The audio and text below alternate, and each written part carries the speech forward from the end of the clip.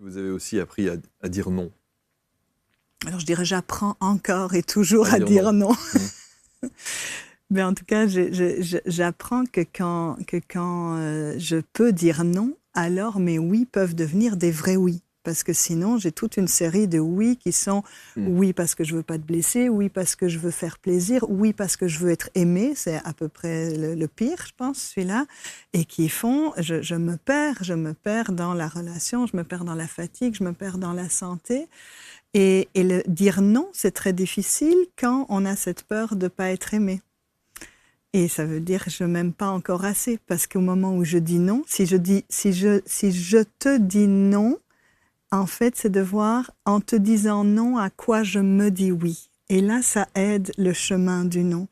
Et donc, je peux faire, je te dis non pour se voir tous les jours parce que c'est trop pour moi dans une relation. Mais en te disant ça, je dis oui à mon besoin d'espace et donc je dis oui à pouvoir revenir pleinement dans la relation et être vraiment là avec toi quand on y est. Et si j'arrive à expliquer comme ça mon non, quel qu'il soit, il devient entendable pour l'autre. Parce qu'un non peut aussi être très violent pour l'autre. Ça peut aussi faire, du coup, tu me dis non, donc tu ne m'aimes pas. Est-ce que vous